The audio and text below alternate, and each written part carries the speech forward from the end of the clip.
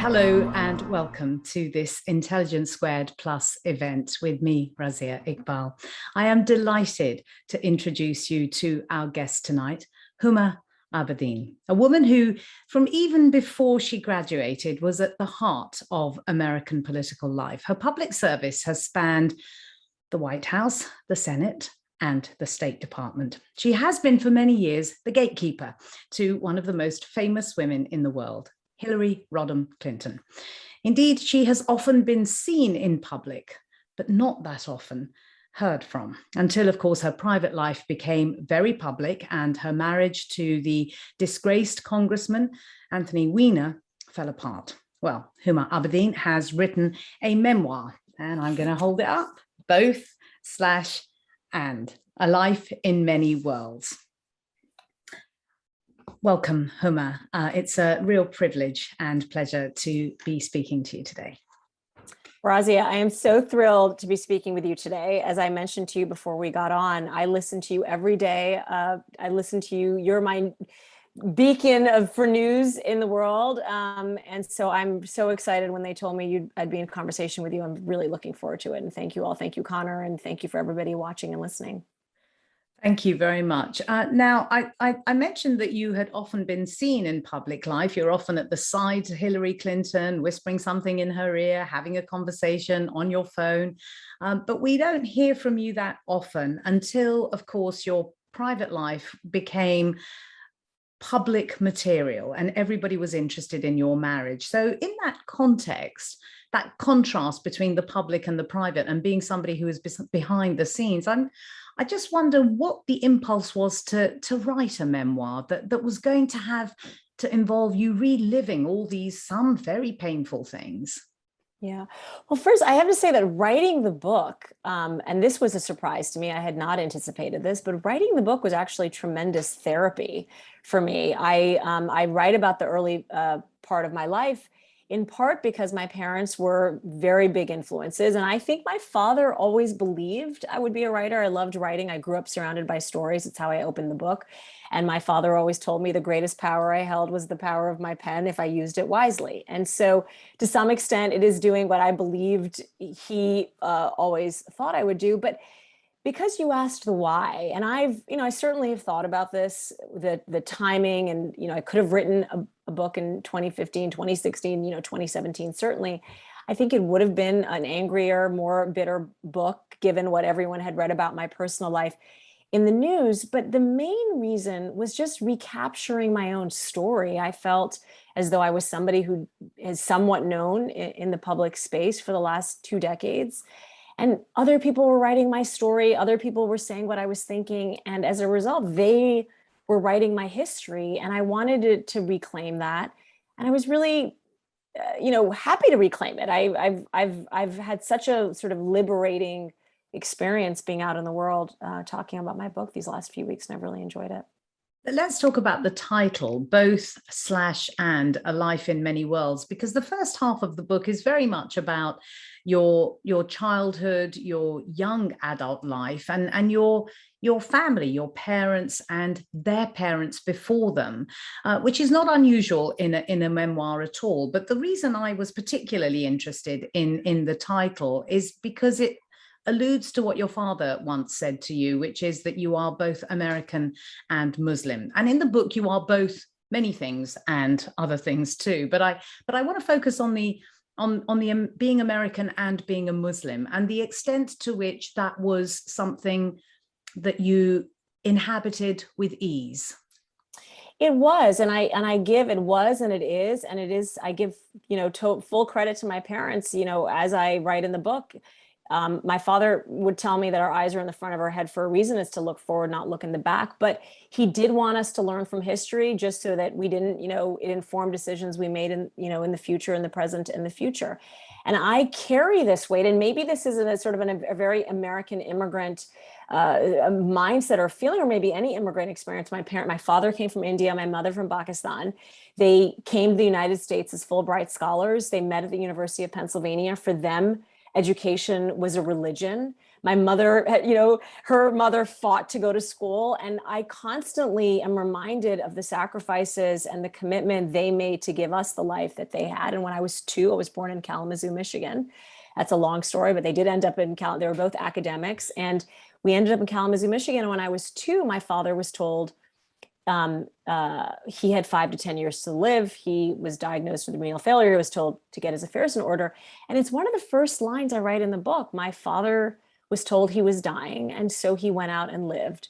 And we, 2 months later, moved for a 1-year sabbatical to Saudi Arabia for my parents to teach at the local university. And the way I was raised from my earliest memories was to be curious about the world, traveling to other countries, learning about other cultures, languages, religions, how, my father, we are a Muslim family. My parents are both practicing Muslims, but they never forced anything on us. It was more kind of showing us by example. And in the end, it was our own choice, and their faith was very close to them. So I feel like as I landed in the United States as an adult, as a 17-year-old, I was a teenager, I had a confidence about, being who I was. My dad always said, people are like plants, and a plant is only as good as its roots. If you nourish the soil, nourish the roots, it doesn't matter, rain, storm, the plant is going to be okay. And they really inculcated that into us in our growing years. And as a result, I've carried the whole both and I appreciate somebody asking me about that. It is, you can be a Muslim, a practicing Muslim, and also an American patriot. You can be an Indian and a Pakistani. You can be both so many things. It is not either or. And I think, at least in this country, we are living in an increasingly either or world. And I am in the both and space, and I will remain there. It's very interesting to hear how you frame it in the context of the polarization that we see, not just in the United States, but that space that you occupy clearly shifted post 9/11 and has continued to shift, because the rise of Islamophobia in particular, it isn't something that you deal with in any great detail, but you're clearly aware of it, and you are informed constantly by this idea that you are a hybrid creature and that pluralism is important to you. But I also think that there is some sense that is quite ugly to you. Well, it's one of the reasons I chose to write in the book these moments of, starting in 1993 with the first World Trade Center bombing, my family's experience watching it on TV, living afar. Then when I joined the White House, and, the bombings in Africa, the USS Cole, and then obviously 9/11, as you said, sort of culminating. I watched on the inside for most of this, being in government as the Muslim. When I walked into the White House in 1996, there were not a lot of people who looked like me, and there were not a lot of people who, practiced my faith. And what I found was an extreme curiosity about who I was, what I believed in, wanting to know more, sending me into spaces and places and countries around the world where they believed I brought value. But I did see the dark side. I did see how my faith was now being turned into this convenient boogeyman as a result of these horrific acts of terrorism, undertaken by a small but very determined group of individuals, casting a shadow over my entire faith. And it is one of the, maybe, Razia, I actually haven't had this conversation with anybody. Maybe it is one of the reasons why I am constantly so proudly an American Muslim government representative. Like, this is who we are. It is not my entire book, what I try to do, whether it's Hillary or President Obama or even my parents, I'm not telling stories. I'm just showing what it was like taking people into those rooms, traveling to Iraq and meeting Iraqi women, traveling to Macedonia and meeting these Kosovar Muslim women, and what it meant to me and what it was like.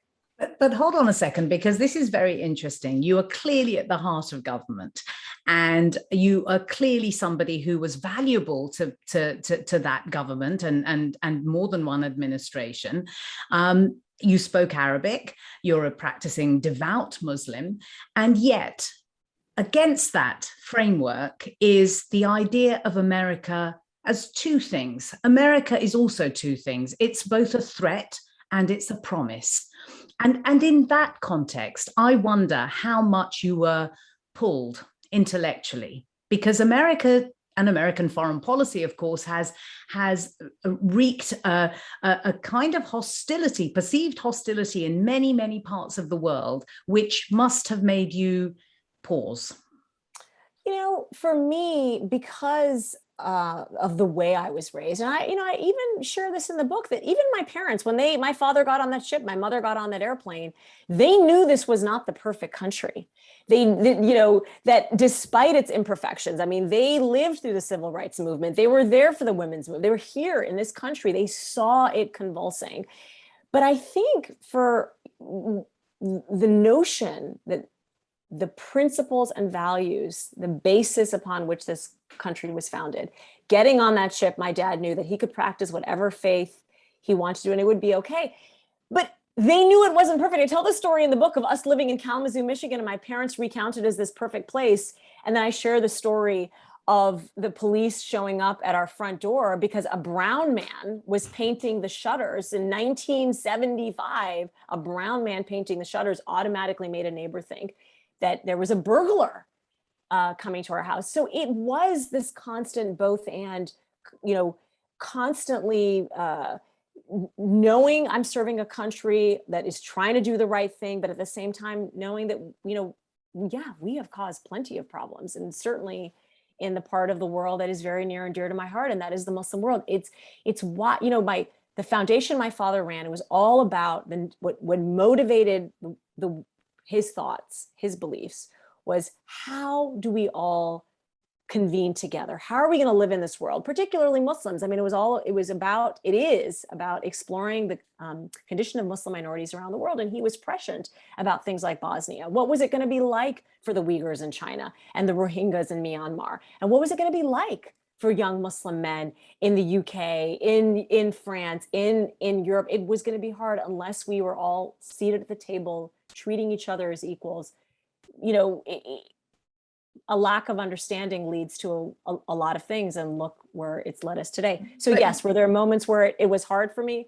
Absolutely. I mean, let's focus on one moment. I mean, I want to stay with this idea of being American and Muslim for a bit. I mean, we've got lots to cover, but there at the heart of American politics, there were people who targeted you and your family and cast suspicion on your family's connections, alleged connections with the Muslim Brotherhood. I mean, I think in that example in and of itself does indicate, doesn't it, that the way in which some Americans perceive Islam is still very, very problematic for them. And I wonder if you'll just reflect for us on how that felt for you and your family, and the pain that caused. It was singularly that moment in 2012 when I heard about this letter that 5 Republican Congress people, led by a woman, Michelle Bachmann, who was in Congress at the time, was such a shock to the system. It may have been the hardest thing I had to endure, and I've certainly had hardships in my life. And in part because if anyone who understands that part of the world, I mean, your name and reputation is so important, and to have it sullied in this way, to have it questioned, to raise this, this dark cloud, and, my father not being alive to defend himself, it was singularly one of the most earth-shattering experiences in my life. Because at that point, this was 2012, I'd been in politics a really long time. I'd seen the ugly, barbs, but I'd also seen, at the time, John McCain goes to the Senate floor and defends me. President Obama does the same at a White House iftar.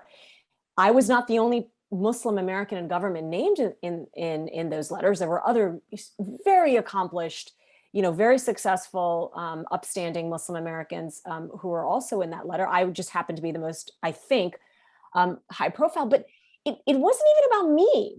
What they were both standing up for were the values and the principles upon which this country was founded. It was not okay. But I did see it as we had become the appetizer. I say that whole experience 2012 was an appetizer. And boy, in 2016 in this country, did my faith become, we are the other. It became the other, right? So to motivate the other side, all these extreme, extremists on the other side, we're the Muslims, that they're the other. We are the other. And it's all the more reason why I feel it's important to stand up and, speak up for our values and teach people. Razia, most of my American friends who are not Muslims who've read this book are shocked at what I write. You believe in Jesus? You believe in Moses? Like, all these connections are surprising to some people.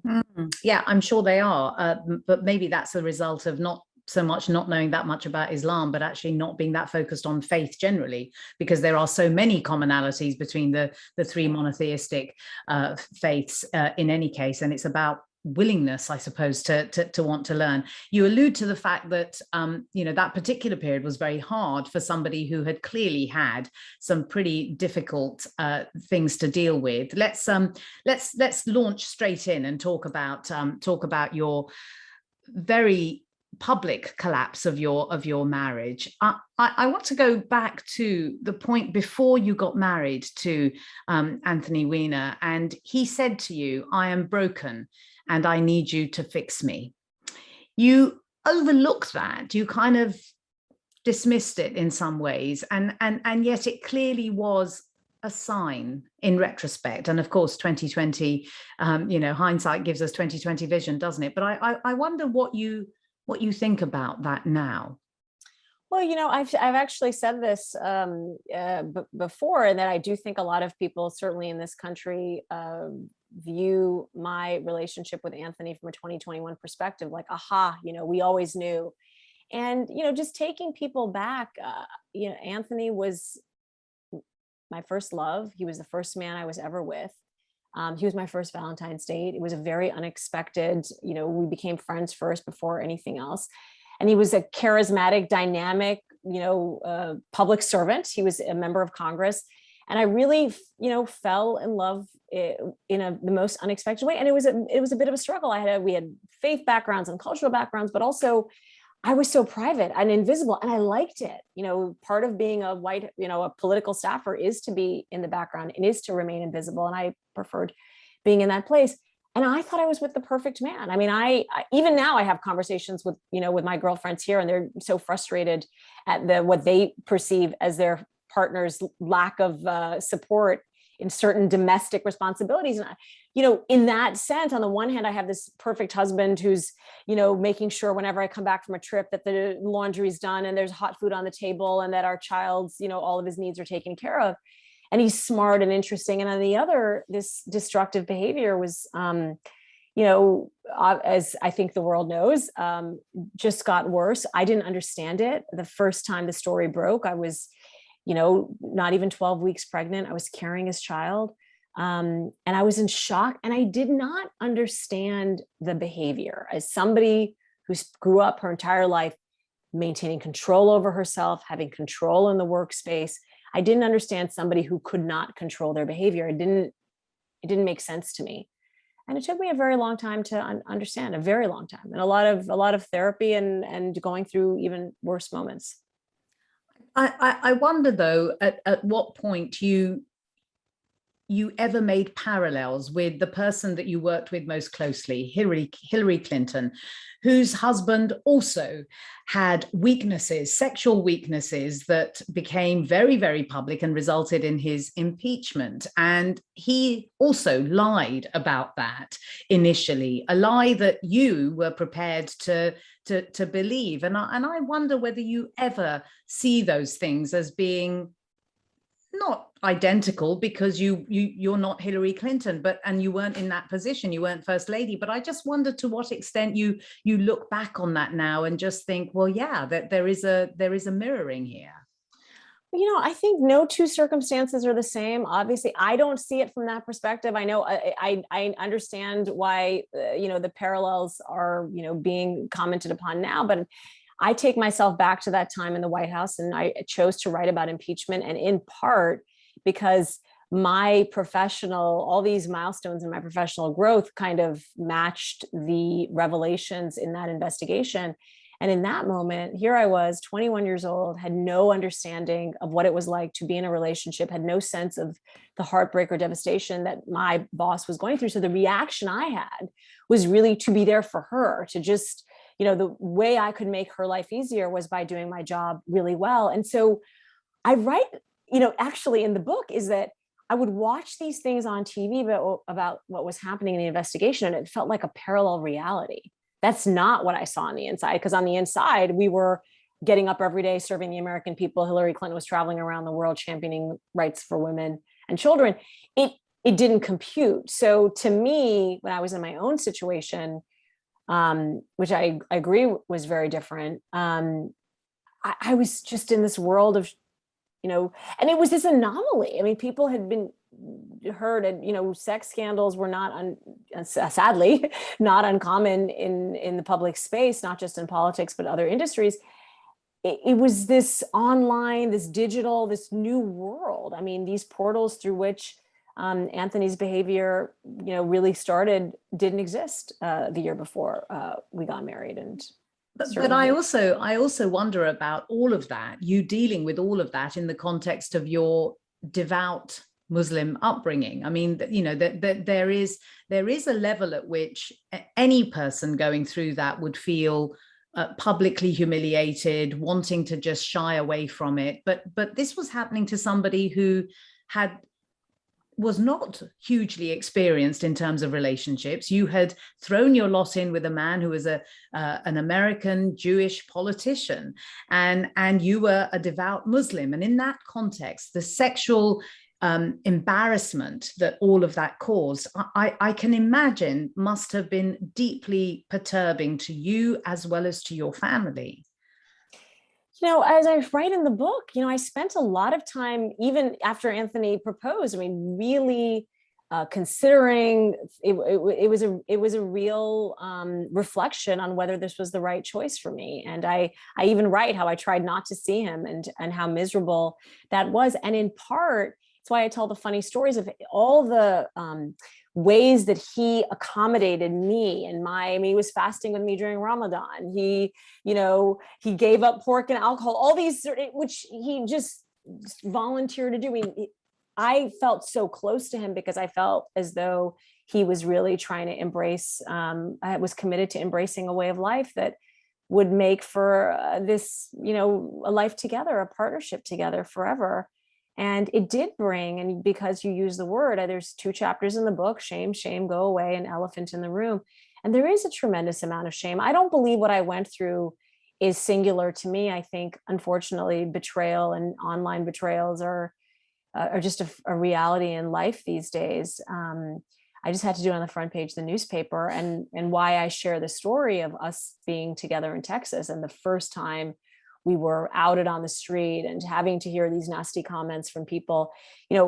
I quickly found after the first experience that even though we had such a supportive family and a huge community of friends, no one really knew what to do or say. I mean, people would show up. I write the scene of people would, I ordered dinner the first night and everyone just wanted to leave. Nobody, how do you deal with a couple in this situation? And so we really were in a bunker alone. And the more we felt shunned by society, I talk about volunteering at a food bank, and after showing up a couple of times, being told we weren't welcome there anymore. I mean, to not even, be welcome in a charitable organization, that just made us more, insular. In some ways, it actually brought us closer, especially knowing that I was growing a child inside of me. So that was, we're talking about 2011, but after that, of course, the habits that Anthony Weiner was engaged in escalated. And by 2016, when Hillary Clinton, and you were at the heart of her campaign, was campaigning, the felony for which he was convicted, which was sexting a 15-year-old girl, resulted in it being an even bigger political story, because, of course, the investigation into him resulted in emails or your emails being found on his laptop. That, of course, provoked James Comey, the FBI director, to reopen the investigation into Hillary Clinton. in that incredibly febrile atmosphere, did you at any point consider stepping back or resigning or saying, this is a distraction. We're really close to the election. This should not be the thing that the American public should be focusing on? Well, as I write in the book, I did. I offered in 2013, after Anthony's mayor's race collapsed, I was told, by several people. I heard rumors. I didn't know who they were. And, in part, I had encouraged him to run for mayor in 2013, which is why when it all fell apart, I did do the press conference with him. I know a lot of people were very unhappy that I did that. But back then, again, I'm going back to who was unhappy that you did that? Who inside your inner circle? They haven't revealed themselves to me, but I share the story in the book. I call Cheryl, a close advisor of Hillary's and a dear friend of mine, and said, I'm hearing these rumors. And she said, yes, there are people who are unhappy about what you did, and it seems untenable that you can remain in your job. But given your relationship, Hillary should let you go herself. And so I share the story of driving out to her house, thinking it's the last time I'm going to go, and all the moments and, all the places, the coffee shops we used to visit. I took my little boy with me and watched him play with the puppy. And I went inside, to be fired. And she surprised me by essentially saying that though people had said I should be fired, that she didn't believe it was the right thing to do, that I was good at my job and that I was, valuable to her. And more than that, she didn't think I should, pay for a mistake that was not mine. That was my husband's. And in that moment, I had encouraged him to run because I had figured, as I had learned in, whatever therapy sessions we'd gone to, is that people struggled with this compulsive behavior, and it didn't mean they didn't have to go out in the world and participate professionally. And I thought this was a way back for him. It was a mistake in hindsight. Do you think that Hillary Clinton said that to you? You know her very, very well. Do you think she said that to you because her instinct was that she herself should not pay for her own husband's peccadillos? Every time I've had a challenge in my life, personal challenge especially, she has approached it, I have felt, as a friend first and as a boss second. And I share the stories in the book. It's why I share the conversations where the first thing she has said is, take care of yourself and your child. But whatever you do, whatever you choose, I'm here to support you. She's never tried to get me to do one thing or another. It's more of, I'm here. And if you need me, just let me know. And I've appreciated having that, because I tell plenty of stories in the book of people who had very strong feelings about how I should act and not act. And it really did something to me. That does something to you. This, the feeling the elephant in the room, the feeling unwelcome, feeling, conversations stopping. And, since you asked, I did offer my resignation again in 2016. I write the story of after the unprecedented announcement that the then FBI director made 11 days before the election, that just shook up a race, even though there were other investigations going on. And it was so hard for me. I was in such a state of shock that I couldn't even feel. I felt selfish to feel anything. Certainly Hillary Clinton has said many times since that defeat of the 2016 election that she in part holds James Comey responsible for that defeat. I wonder whether you, in your darkest hours, have looked back and thought, I should have insisted and I hold myself responsible a little. Absolutely. And I write about it in detail in the book. I write about that moment. I write about, calling Anthony, who was away, and he didn't have any access to television or news. And he had no idea what I was talking about. And I 100% said, if she loses, it will be our fault. And in an election that close, every little thing mattered. And this was a big, big thing. And then for 2 days before the election, for there to be another announcement that says, we've reviewed everything and there's nothing here and the investigation is closed again, really energized the other side, really got them activated and motivated to turn out. And it did make a difference. And so, yes, what she says is right. I carried that with me. It took me to a very, very dark place. But I've had to let go of that. I've had to, people have asked, I mean, this book maybe would have, been newsier, or I don't know what the right word is if I had written it sooner, but I don't think I was ready. And I don't think the story would have been as good. I had to get to the other side. I had to get to my lowest point. I had to carry that guilt, that shame, that blame. But I had to settle it. I had to work through it and get to the other side. And that's why I'm able to sit here and talk to you about it today.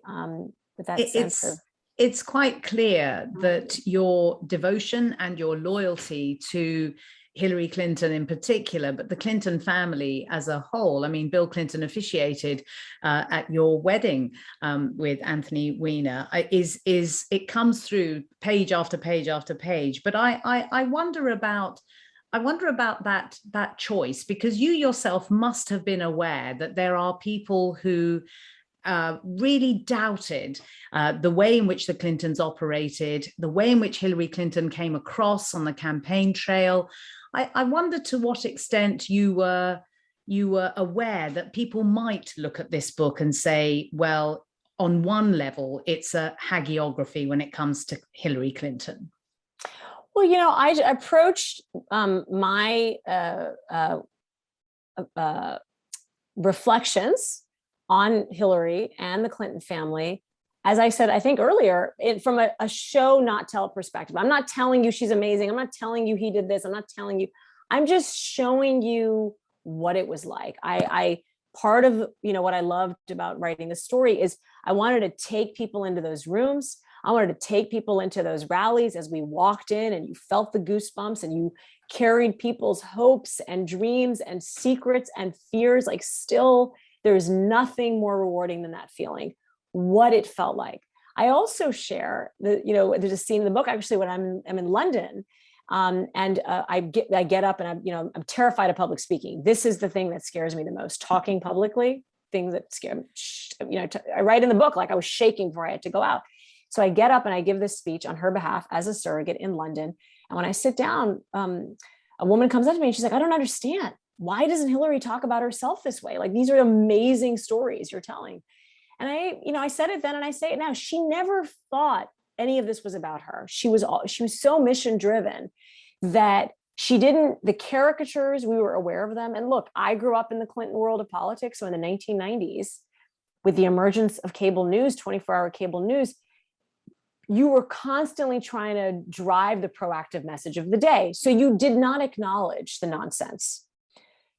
Fast forward to 2016, we live in a 24-second news cycle now, with social media, now with so much information. So as all of these caricatures kept building, and we kept saying, oh my God, this is crazy. No one's going to believe she's dying. No one's going to believe, Pizzagate. What we didn't really appreciate in the moment was that people did, and these things seeded. Sure, they did. It's absolutely true that people latched onto all kinds of things, and they do in every single political campaign in countries all over the world. But there is a central piece of this that isn't really tackled in the book, and I'd really like to ask you about it. That there was a general consensus that there was a chasm between what you are saying about Hillary Clinton and how she connected or did not connect with the public. And I covered the 2016 campaign, and in a very small school hall in New Hampshire, Bill Clinton came on and introduced her with Chelsea. And he, of course, was charisma personified. And I feel reluctant to say this because people will automatically say, oh, well, of course, people think that about the man, but don't think that about the woman. She came on, and there was a decided drop in the temperature. And I think that, in a way, is one of the things that I wonder why you didn't tackle, because you were at the heart of the campaign. You were one of her advisors. Well, I write about this. First of all, let me tell you, my editor will back me up here. The book was longer. A lot was cut. It's 500 pages, everyone. Yeah, 500 pages. And so whenever I tell somebody who's read the book, they fall out of their chair. And there was a lot more about my early life. And I did end up having to cut a lot about my boss, because in the end, it was sort of, this is your book. And if it's not, you're not central to this particular passage, it has to go. And there were several of those. But Razia, I would argue that it is one of the things, because I do carry a little resentment about how she is somehow, that people forget, first of all, in 2008, that this woman made history in New Hampshire for women and girls in this country for generations, like full stop, period. It breaks my heart when I talk to young people and they'll say, I didn't even remember she ran for president in 2008. I thought that was, Senator Obama and John McCain. And that was an incredible, election. And obviously President Obama made history. The argument I make, and maybe, I did not do this well enough, is that I do think it was very hard. I think it was hard as a woman for her to run. She was not a natural. On the one hand, she's married to, I argue, one of the greatest communicators of his generation, followed by another greatest communicator of his generation with President Obama. So it is hard to be compared to them. And in fact, it's why I tell all these stories about people calling and saying, she needs to talk louder, she needs to talk lower, she needs longer jackets, she needs shorter jackets, put her in t-shirts, don't put her in t-shirts, she needs makeup, less makeup, I don't like her hair. Everybody had an opinion. So in part, in 2008, we did not know how to deal with all the incoming. So when people said your jacket is ugly, or you're likable enough, or when you come on TV, I want to cross my legs, nobody knew how to deal with it. In fact, I even say we didn't. And that's the argument I make in the book, is that we just laughed, giggled sort of nervously, because there was no outrage. There was no, this woman is qualified. She does deserve to be at this debate. She does deserve to be at the table. We ignored it. And as a result, I do believe, quite strongly, that sexism played a role in her defeat in 2008 and particularly in 2016. I mean, the story that people who've read the book, that almost anyone who've had a long conversation with are shocked by, is a story I tell about a male media consultant who says she looks angry when she goes on stage. So I have a suggestion. You should take a photo of her grandchild and put it on her speech, and then she'll look happy because she'll be happy. And it was this constant, impossible. Whenever I asked people, who do you want her to be like? It was always two people, her husband and President Obama. But it is interesting to me that you don't include President Trump as an effective communicator in your list of people who's an effective communicator, because he was.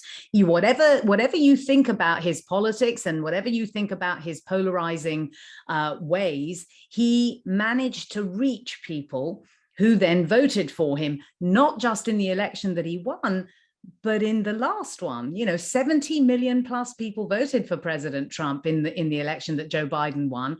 And I just wonder about the extent to which your campaign, at the heart of it, actually didn't really understand America, didn't understand how America had changed. Well, also, I mean, just to remind people, 2016, many millions more people voted for Hillary Clinton than Donald Trump. Let's just be clear. It's not that the popular vote, absolutely, yes, she won. That's true, but so she didn't win the election. That's right. I mean, and that is a whole separate conversation about the Electoral College. Absolutely. And how our system of electing a president is run in this country, which I unfortunately don't foresee changing anytime soon.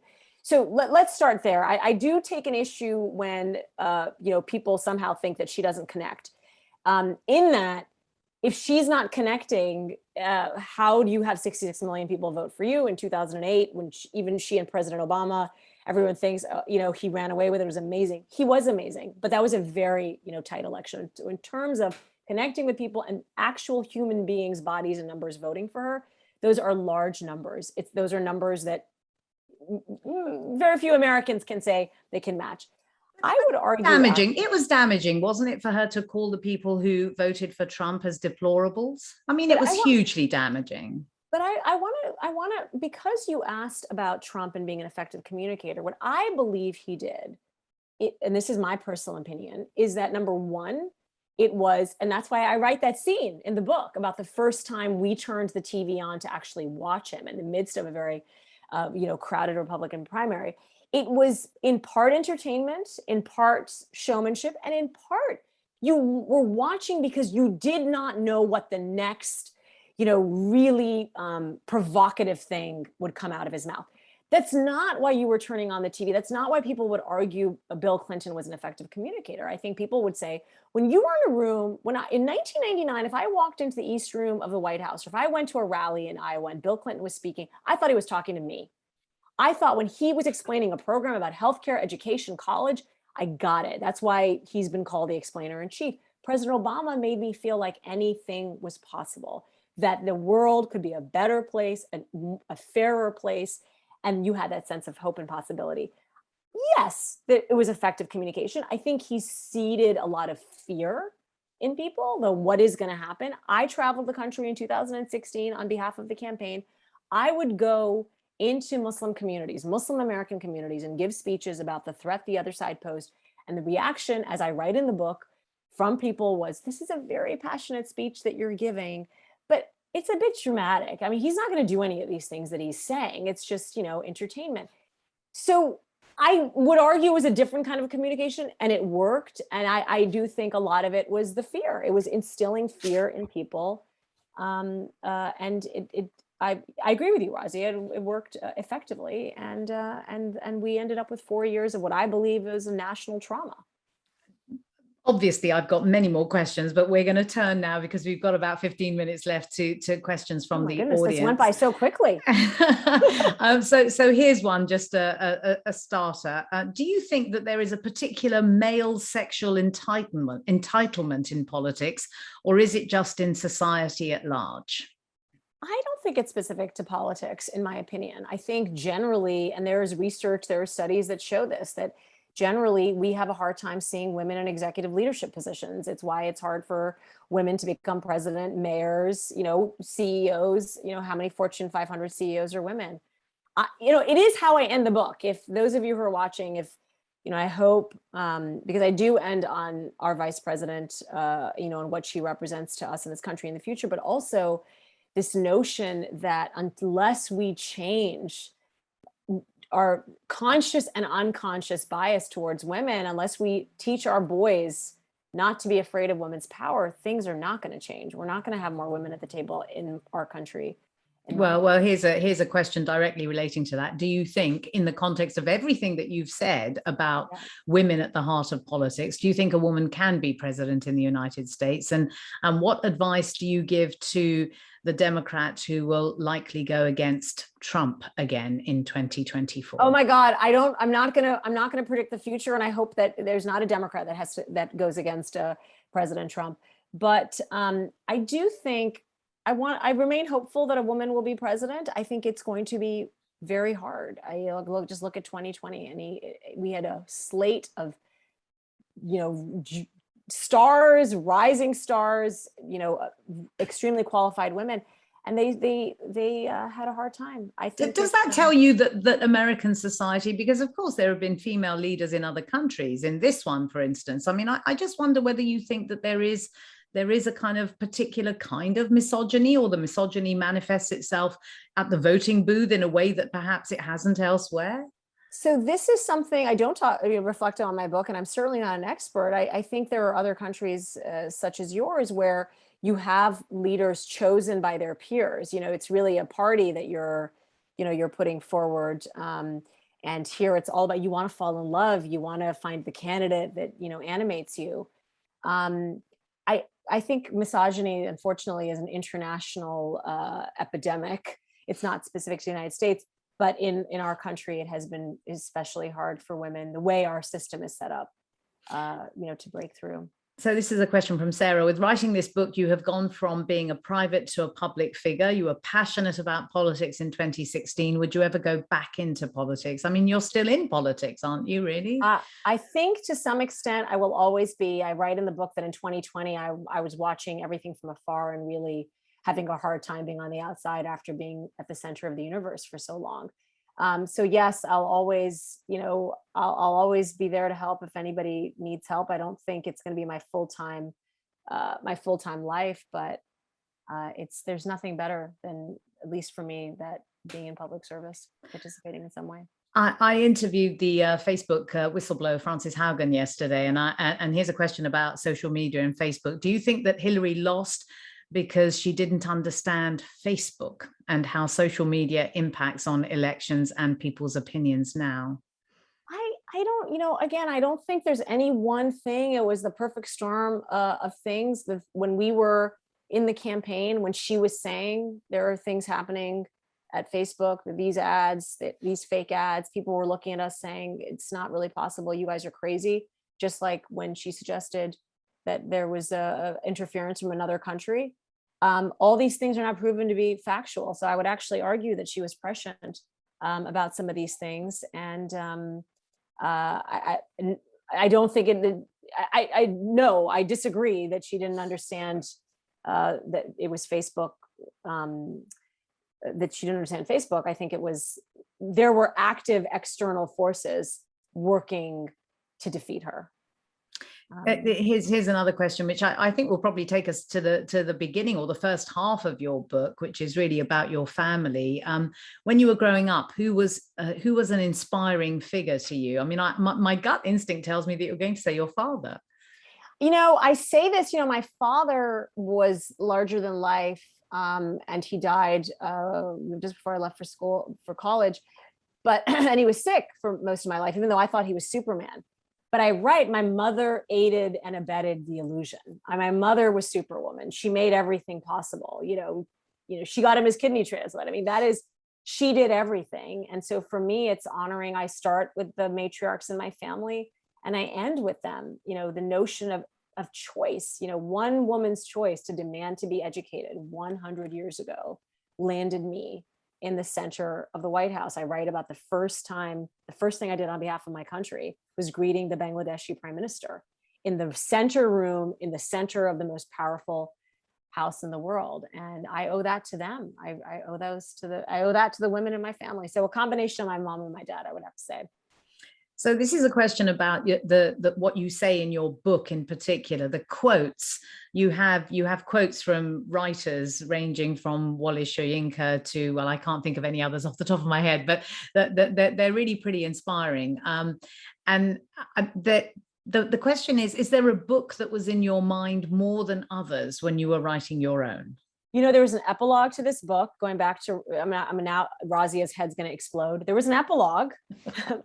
In addition, there was also an epilogue, and the epilogue, I write in detail about all the people who inspired me to share my story, because I've always loved memoir. I dive into people's stories. I'm fascinated by them, by their decisions and choices and actions in their life. And so there were several. One of them was Shonda Rhimes in her year of saying yes. She encouraged me to write my book. Obviously, one of them, you mentioned Wole Soyinka. I quoted a lot of writers who I read growing up, the books that my parents brought back, and then some of my contemporary, like Rupi Kaur and Cleo Wade, who are these dynamic, brilliant young women who I know, and people who just Najib Mahfouz. I read a lot when I was growing up, but there was an author named Elizabeth Lesser, a journalist as well, who wrote a book called Marrow about donating giving her marrow to her sister. That just is the most beautiful story of love and commitment and sisterhood. So all of these people inspired me to write my story. So here's a question from Sarah. What advice would you give to young women going into politics today? I think, well, two things. I would say, number one, I would quote my father again, which is a good life is a balanced life. I did not know that. I actually think this next generation is better about that.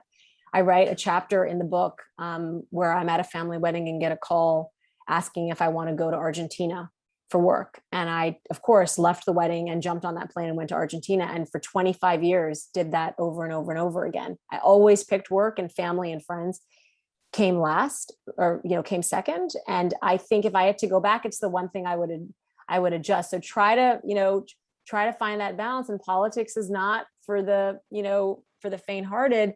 But what I will say is the only way the system changes is by participation. Newer, younger voices, opinions, perspectives come to the table. That's how things change. I wonder about the choice of the kind of memoir that you have written, because everybody in the book, apart from your father, is no longer is still alive, and so that feels like a different kind of responsibility that it puts on you, of the kind of memoir you want to write. And the book's dedicated to both your parents and to your son, who is still very young. To what extent were you thinking, well, this is a book that I would welcome my son reading?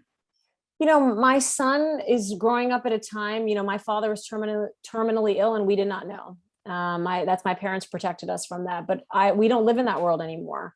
I can't protect my son, from hard truths. I share the story in the book when his father was in prison, being teased about his father being away, and marveling at his sense of resilience and actually maturity when he said at least he's taking responsibility for his mistakes. Both his father and I have decided that we are going to be sources of truth for him. There's plenty he's going to read about both of his parents as he gets older and as he can Google things. And I hope when he is old enough to read this book that he will read it and say, I'm really proud of my mommy and what she tried to do. And proud of this history, this legacy, this family I came from. And I'm glad she tried to help my dad, because I think if you don't understand, if you don't have somebody in your life, a friend, a partner, a father, a child who has challenges with mental health or addiction, you don't understand. And that's fine. You're blessed. I actually say to people, I envy you. But if you do, you'll understand. And I think my son, I don't want any cycles to repeat themselves. And so for me, I want him to feel loved and supported and be told the truth. And I think he'll be okay. At least, God willing.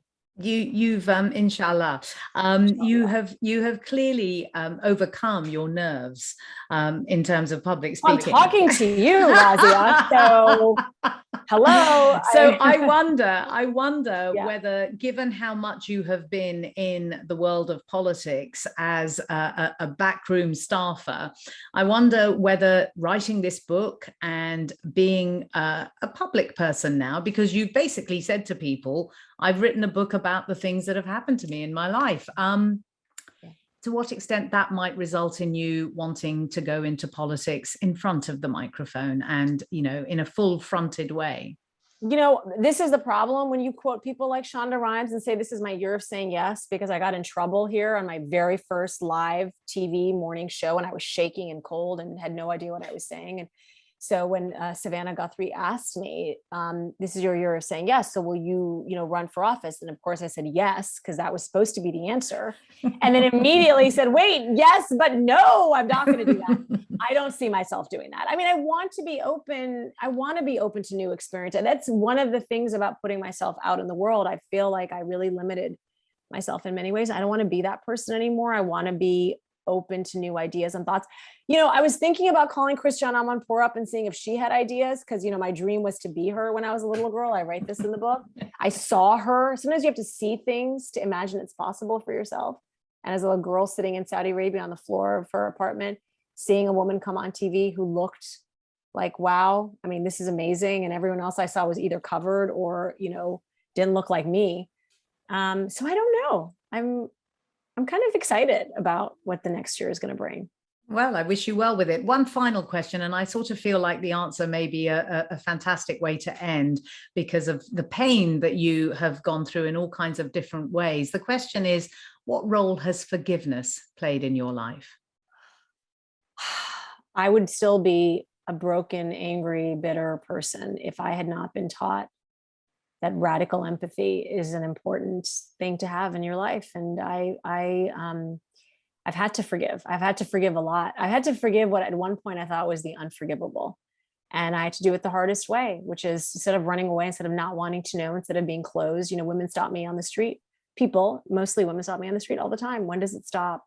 When do I know when to go? When does the pain stop? And so you have to find your way forward. It's not easy for most of us who've had to deal with it, but I've had to presumably forgive. Your faith played a really big part Absolutely. in this. Oh, Razia, my faith carried me through. I mean, what is Muslim prayer but meditation, stepping back, reflecting on your life, on your intentions? I mean, that is essentially it is a conversation between you and a higher power, but it really forces you to reflect on some of the choices and actions you're going to make. And my faith absolutely saved me. There's no question. It did. And it allowed me to be this person. It got me through to this place. And I'm so grateful for it.